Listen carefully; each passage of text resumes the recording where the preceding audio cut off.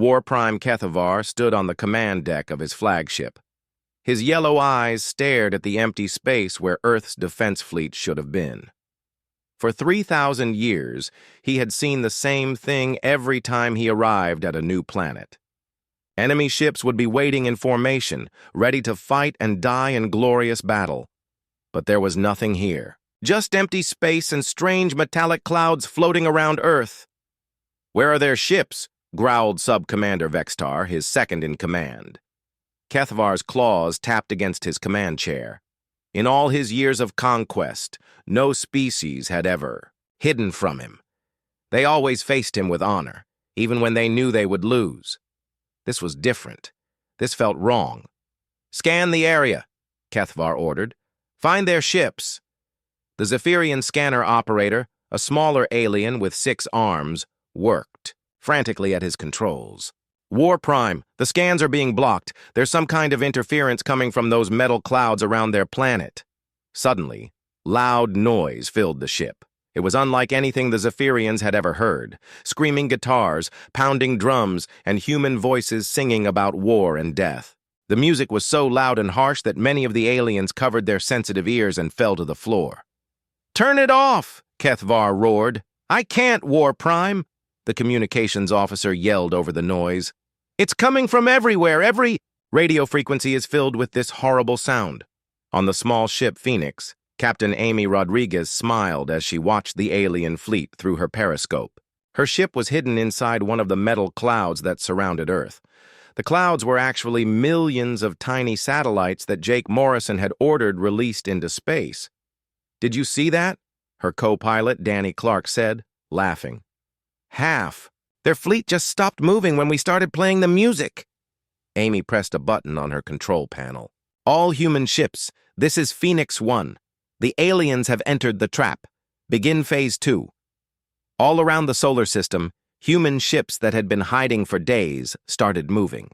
They came out from behind asteroids, from inside the rings of Saturn, and from secret bases on the dark side of the moon. But they didn't attack like the aliens expected. Instead, the humans used hit-and-run tactics. A small human ship would appear, fire a few shots, and then disappear again before the aliens could shoot back. It was like trying to fight ghosts. Commander. Jake Morrison watched from his hidden command post on the asteroid Ceres. "How are they handling the music?" he asked Dr. Patricia Lee, who was in charge of psychological warfare. Patricia was a small woman with a big smile. She had studied alien behavior for years and knew exactly how to make enemies scared. "Better than we hoped," she said. "Their hearing is much more sensitive than ours. Our heavy metal music is causing them physical pain, and the horror movie soundtracks are making them panic." On the main screen, they could see alien ships flying in circles, trying to find human ships that kept disappearing. Some alien ships were shooting at nothing. Others had stopped moving completely. "Phase 3, Jake ordered. Captain Sam Davis was pilot of a ship that looked like space junk. His ship was covered in fake rust and broken metal, but inside it was full of the most advanced human technology. He flew straight at a group of alien ships. "Human vessel, surrender immediately," came the alien voice over his radio. Sam laughed. "Come and get me, lizard face." The aliens fired their powerful plasma weapons at Sam's ship, but instead of being destroyed, the ship broke apart into dozens of smaller pieces. Each piece was actually a separate drone with its own weapons and pilot. The aliens found themselves fighting what looked like a swarm of angry metal bees. Each drone was too small to hit easily, but together they could do serious damage to big alien ships. Lieutenant Colonel Steve Adams was not in space. He was in a secret bunker on Earth, talking to resistance fighters on alien-controlled planets. "All teams, execute now," he said into his radio. On 17 different worlds, humans who had been pretending to be slaves for years suddenly revealed their true purpose. They attacked alien supply bases, destroyed communication towers, and freed other prisoners who joined the fight. On the planet Kepler 442b, former traitor Ben White led a group of survivors against the alien garrison. They had been waiting for this day for 2 years. For our families, Ben shouted as they charged the alien base with weapons the humans had secretly given them. On Proxima Centauri, artist Lisa Gray and her team of fighters destroyed the alien fuel depot. Without fuel, the alien ships in that system couldn't fly anywhere. Back at Earth, War Prime Kethvar was getting reports from all over his empire. His perfect organized conquest was falling apart. Planets that had been quiet for years were suddenly in rebellion. His supply lines were cut. His communication network was full of horrible human noise. "War Prime!" his communications officer screamed. "The humans are inside our ship!" This was impossible. No enemy had ever boarded a Zephyrian flagship. Their ships were supposed to be perfectly secure. But somehow, humans had gotten inside. Captain Helen Torres and her team moved through the alien ship like shadows. They had used a combination of stealth technology and pure human cleverness to get aboard. Now they were planting devices that would make the aliens think their own ship was haunted. Helen placed a small speaker in the wall that would make ghostly voices. Danny Murphy, her demolitions expert, planted devices that would make lights flicker and doors open by themselves. Kate Johnson hacked into the alien computer system and made it display scary images of all the people the aliens had killed. "Phase 4, Helen whispered into her radio. All over the Zephyrian flagship, strange things started happening. Voices of dead Andromedans echoed through the hallways. Pictures of destroyed worlds appeared on every screen. The lights went out and came back on to show the ghosts of alien victims standing in the corridors. The Zephyrians, who had never believed in anything supernatural, didn't know what to do. Some of them ran away in terror.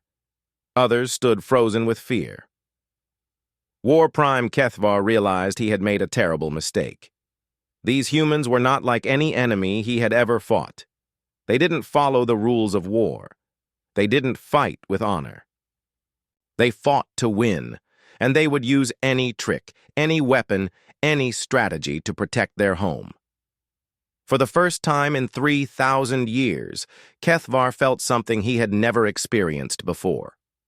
He felt afraid. President Lisa Martinez sat in the emergency meeting room deep under the White House. The room was full of the most important military leaders on Earth. Everyone looked worried. The clock on the wall showed they had 60 hours left before the aliens would attack. General Carl Johnson put papers on the big table. His hands were shaking a little as he spoke. "Here are our forces, Madam President. We have 12 big warships, 40 smaller ships, and 200 fighter planes. The aliens have 300 ships that are each bigger than our largest warship." Admiral Betty Williams was an old woman who had fought in 3 wars. She had gray hair and serious eyes. "The numbers look bad," she said. "But numbers don't tell the whole story. These aliens have been winning fights the same way for thousands of years. They always use the same plan." "What plan is that?" President Martinez asked. "They show up with big ships and scary weapons," Betty said. "They tell people to give up or die. Most people get scared and surrender. The ones who fight back try to match the alien ship to ship. That never works, because the alien ships are always stronger." Dr. Kevin Park stood up from his chair. He was a thin man with messy hair who built weapons for the government. "That's why we didn't build bigger ships," he said. "We built different ships." Kevin walked to a screen and pressed some buttons. Pictures of strange-looking human ships appeared. They didn't look like normal spaceships. Some were very small and fast. Others looked like they were made from junk. One looked like a big metal ball with guns sticking out of it. "For 10 years we've been preparing for this day," Kevin said. "We knew that someday we would meet aliens who wanted to fight us. So we didn't try to build ships like theirs, we built ships like ours." Captain Helen Torres was sitting in the corner. She was a quiet woman who flew the most secret ship in Earth's fleet. Her ship was called Ghost Rider, and most people didn't even know it existed. "I've been watching the aliens for 3 weeks," Helen said. Their ships are powerful, but they're also predictable. They always fly in straight lines. They always attack from the front. They never expect anyone to hide or use tricks. What kind of tricks? President Martinez asked. Helen smiled. It was not a nice smile. Human tricks. We've been leaving surprises all around our solar system. Mines that look like space rocks. Fake ships that explode when the aliens get close. Hidden bases on asteroids that the aliens don't know about. Betty nodded. The aliens think this will be like all their other battles. They think we'll meet them in space with our biggest ships and try to fight them the normal way. They have no idea what we're really planning. Lieutenant Colonel Steve Adams was the youngest person in the room. He ran special operations for Earth's military. It's not just about the ships, he said. We've been talking to people on the planets the aliens conquered. Most of those people aren't dead. The aliens keep them as slaves. How many people are we talking about? The president asked. Billions, Steve said. The aliens told us they destroyed 17 worlds, but that's not exactly true. They destroyed the governments and the armies, but they kept most of the people alive to work for them.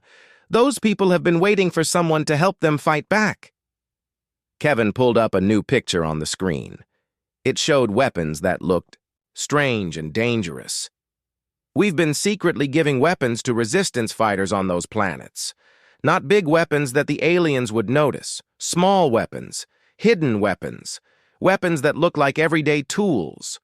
When the aliens attack Earth, resistance fighters on 17 different planets will attack the alien bases at the same time, Steve said. The aliens will have to fight a war on 18 different worlds all at once. President Martinez looked around the room. This sounds very dangerous.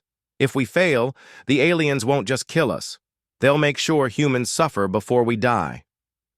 Madam President, Betty said, the aliens are going to try to kill us anyway. The only question is whether we die fighting or die on our knees. General Johnson stood up and walked to the window.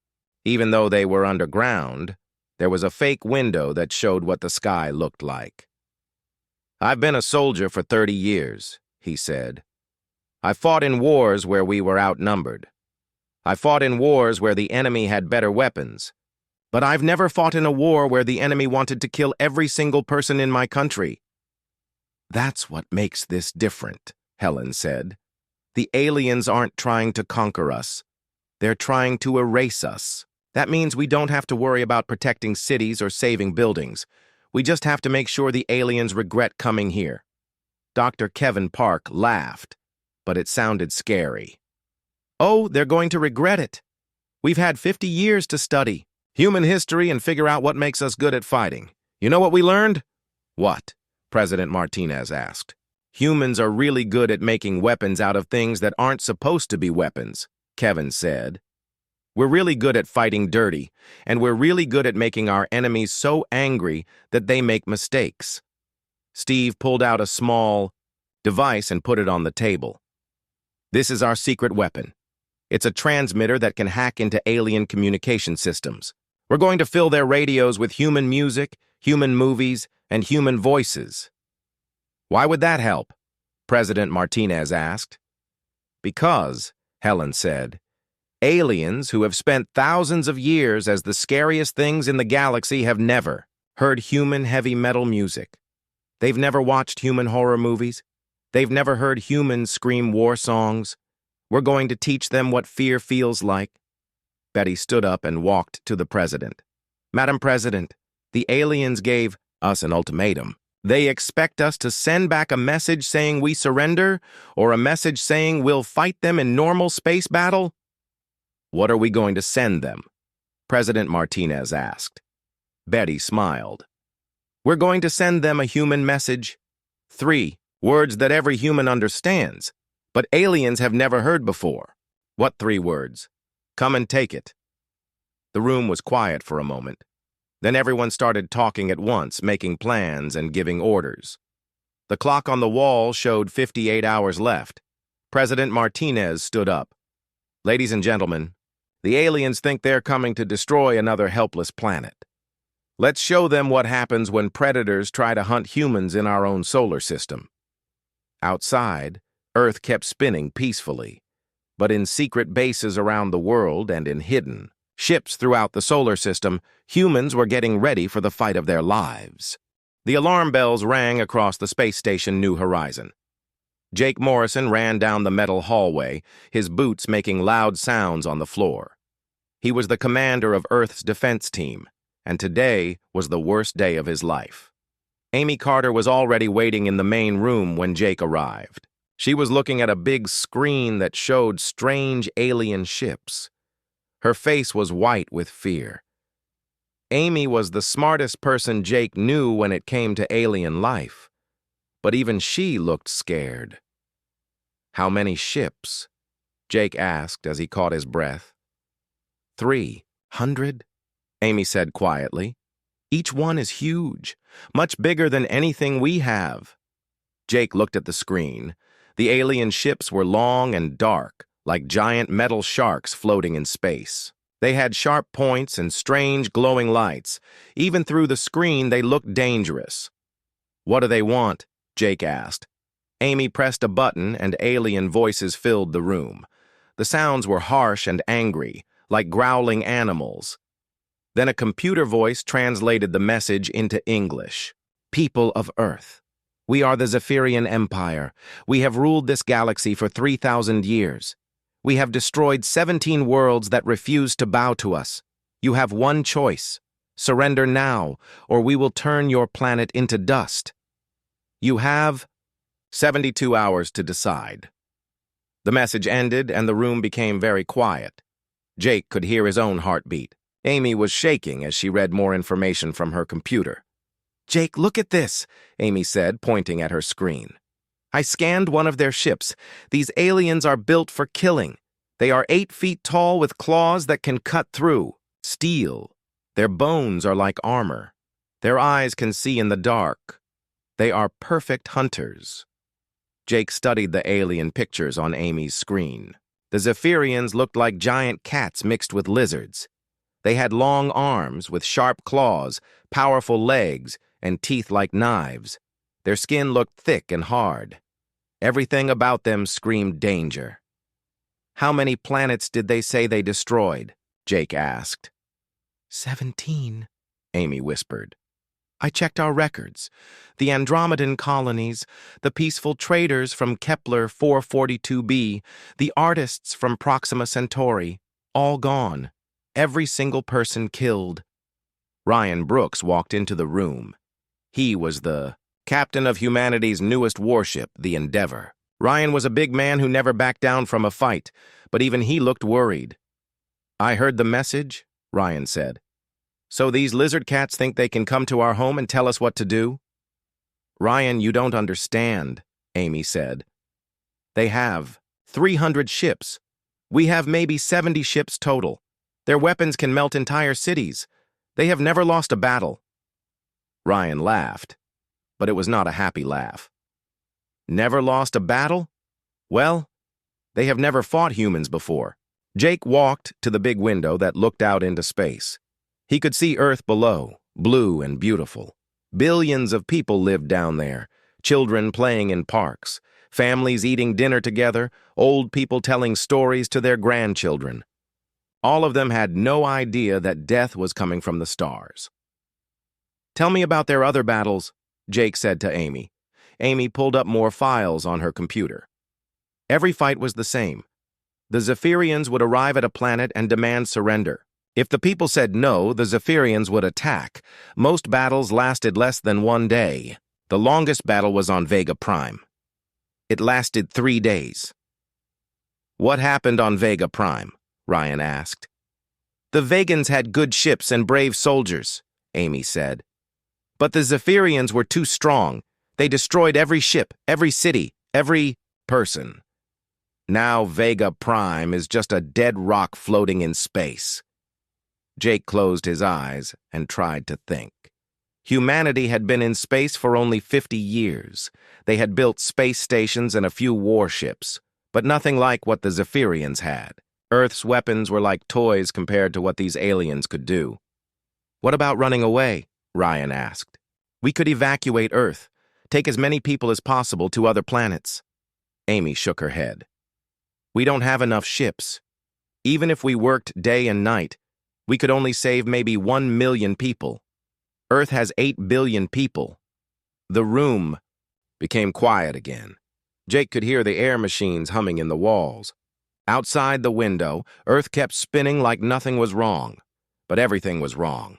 In 72 hours, the most dangerous aliens in the galaxy would either make humans into slaves or kill every person on Earth. "Show me their leader," Jake said. Amy typed on her computer and a new picture appeared. The alien was bigger than the others, with scars all over his body and eyes like yellow fire. His claws were longer and sharper than the rest.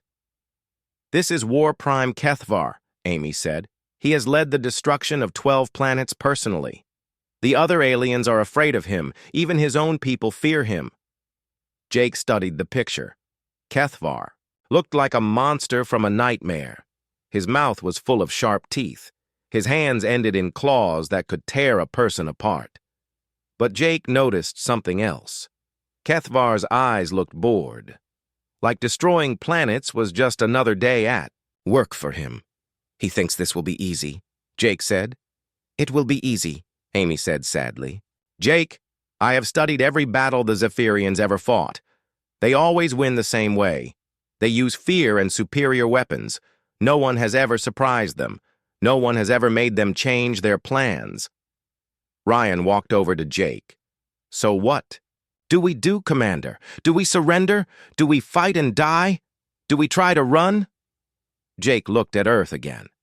Somewhere down there, his sister was making breakfast for her kids. His old father was feeding birds in the park. Millions of people were living their normal lives, not knowing that aliens wanted to kill them all. "We fight," Jake said quietly. "Jake, we can't win," Amy said. "Their ships are too strong. Their weapons are too powerful. We don't have enough. Time to build better ships." "Maybe we can't win the way they expect us to," Jake said. "But humans have something these aliens don't understand." "What's that?" Ryan asked. Jake smiled for the first time since the aliens arrived. "We're really good at making things up as we go along, and we really don't like bullies. The timer on." The wall showed 71 hours and 37 minutes. Time was running out, but Jake Morrison was done being scared. It was time to show the galaxy what humans could do when they had nothing left to lose.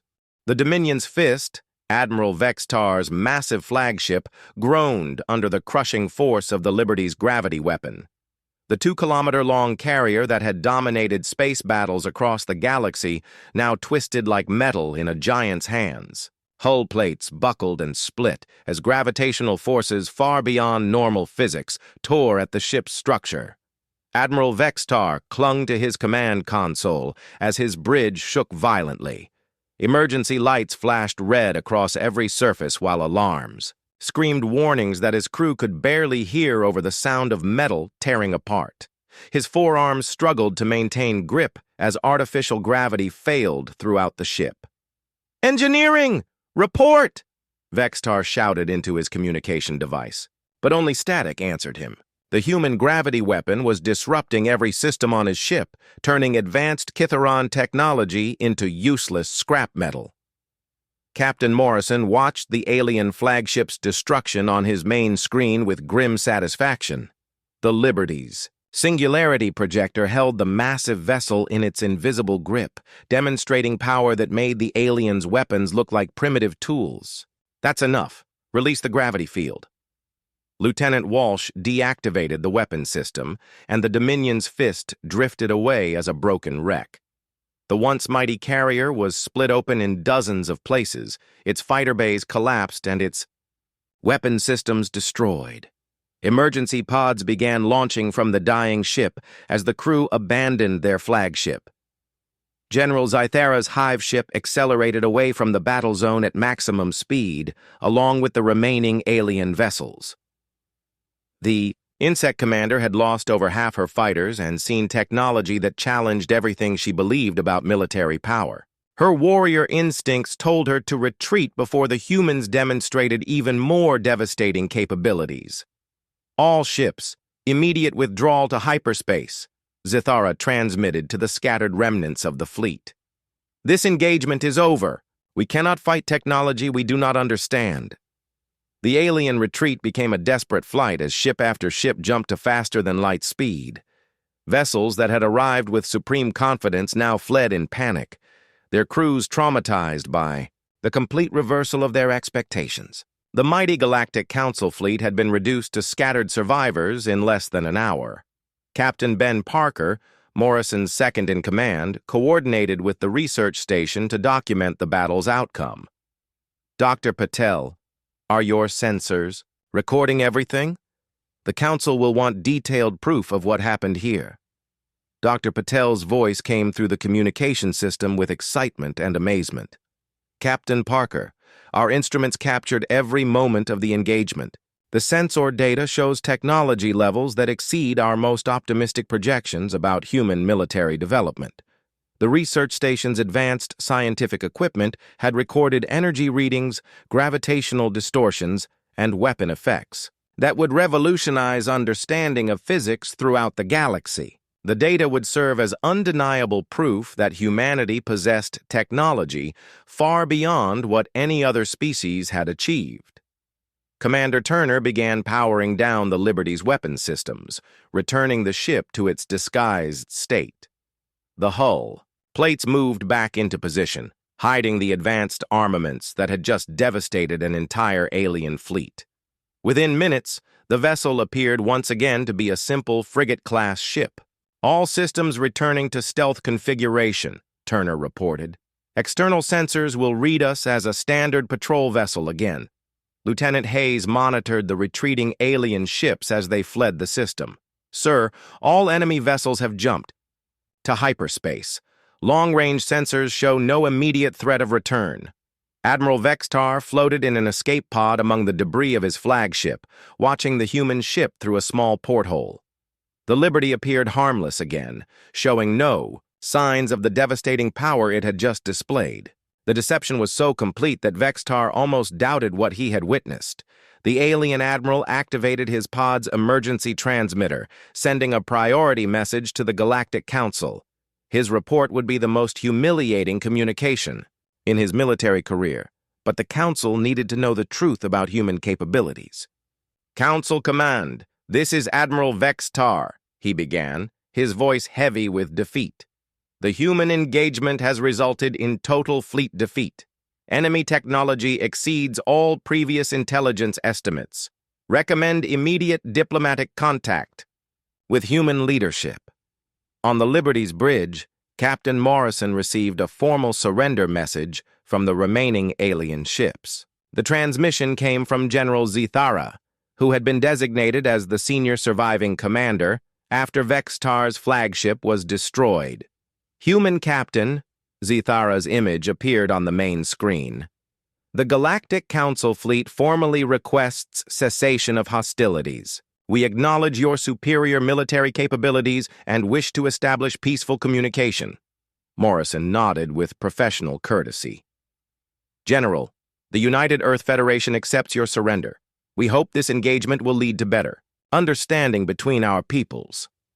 The Liberty resumed its patrol route as if nothing had happened, but the galaxy would never be the same. News of the human victory spread through alien communication networks faster than light speed, carried by the surviving ships that had witnessed the impossible. Captain Ben Parker compiled the official battle report that would be transmitted to Earth Command. Captain Morrison, the final tally shows 237 alien vessels destroyed or disabled, with 0 human casualties. The Liberty sustained no damage during the engagement. Dr. Patel's research team worked frantically to analyze the sensor data they had collected. The scientific implications of human technology would require years of study, but the immediate political effects were already becoming clear throughout the galaxy. Ambassador Kryl of the Zephyrian Collective was among the first alien leaders to request diplomatic contact with humanity. His tentacled form appeared on communication screens across the galaxy as he announced a complete change in his species' policy toward humans. The collective formally recognizes humanity as a major galactic power, Creel declared. We seek immediate establishment of trade relations and cultural exchange with Earth. Similar messages arrived from dozens of other species within hours of the battle's end. Civilizations that had ignored humanity or considered them primitive now competed to establish friendly relations with the newcomers who had demonstrated such overwhelming technological superiority. The USS Liberty continued its patrol, now joined by other human vessels, as Earth's government decided to expand their presence in contested space. The ship that had seemed so vulnerable was revealed to be the vanguard of a military force that could reshape galactic politics through strength and determination. Captain Morrison stood on his bridge, watching the stars through the main viewport. The galaxy was vast and full of potential allies and enemies, but humanity had proven they would defend their interests with overwhelming force when necessary. The age of human expansion had truly begun, and the rest of the galaxy would have to accept their new reality. The alien fleet scattered across the Kepler 442 system like frightened animals, but the USS Liberty pursued them with calculated precision. Admiral Vextar had lost over 50 ships in the first exchange, and his remaining forces were in complete disarray. The Kitharon commander's confidence had turned to desperate fear as he watched his supposedly superior fleet being systematically destroyed. "All ships, converge on my position," Vextar commanded through the communication channels. "We will overwhelm them with concentrated firepower. No single vessel can stand against our combined might." General Zethara's hive ship moved to join the reformed attack group, bringing her remaining fighter squadrons with her. "Admiral, my pilots report that their weapons cannot penetrate the human shields. Every shot we fire comes back at us with increased power." The Liberty moved through space with fluid grace, its engines propelling the ship in ways that seemed to defy the laws of physics. Captain Morrison watched as his vessel outmaneuvered ships that should have been faster and more agile. The human technology made the alien vessels look slow and clumsy by comparison. Chief Petty Officer Danny Rodriguez took control of the ship's point defense systems. The weapons that emerged from the Liberty's hull were unlike anything in alien military doctrine. Instead of simple projectile weapons, the human ship deployed energy fields that created an impenetrable barrier around the vessel. Point defense. "Grid active," Rodriguez reported. "All incoming fighters and missiles are being tracked and engaged automatically." The alien fighter squadrons that had terrified countless civilizations found themselves helpless against the Liberty's defenses. As they approached the human ship, their weapons fire was absorbed by energy fields that seemed to bend space itself. The fighters that got too close simply disappeared, consumed by defensive systems that operated beyond alien understanding. Lieutenant Commander Hayes coordinated the sensor arrays that gave the Liberty unprecedented awareness of the battlefield. "Captain, our sensors are tracking every enemy movement. Their ships appear to be blind compared to our detection capabilities." The human sensor technology penetrated alien stealth systems and electronic countermeasures as if they did not exist.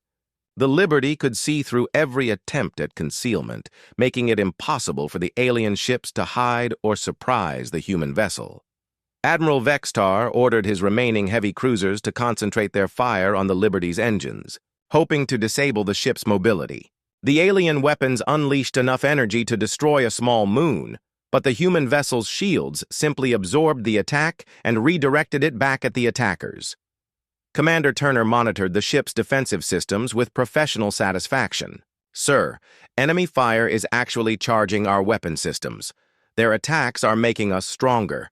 The Liberty's adaptive technology learned from each alien attack, becoming more effective with every exchange."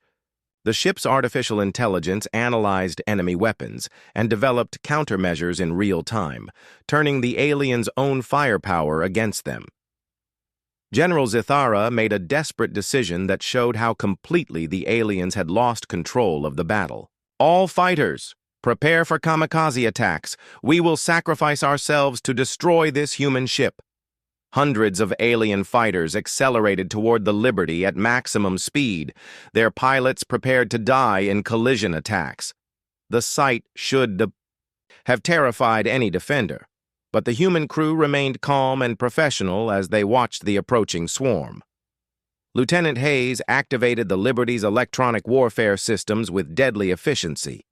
Initiating false signal broadcast. Enemy fighters are receiving corrupted targeting data.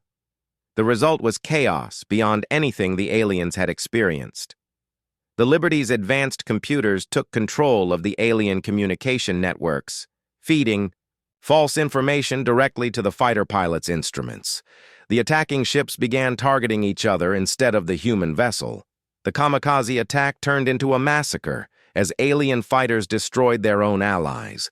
Pilots who thought they were aiming at the Liberty found themselves crashing into friendly ships. The electronic warfare made the aliens fight themselves while the human ship remained untouched. Rodriguez watched his point defense systems destroy the few fighters that maintained correct targeting.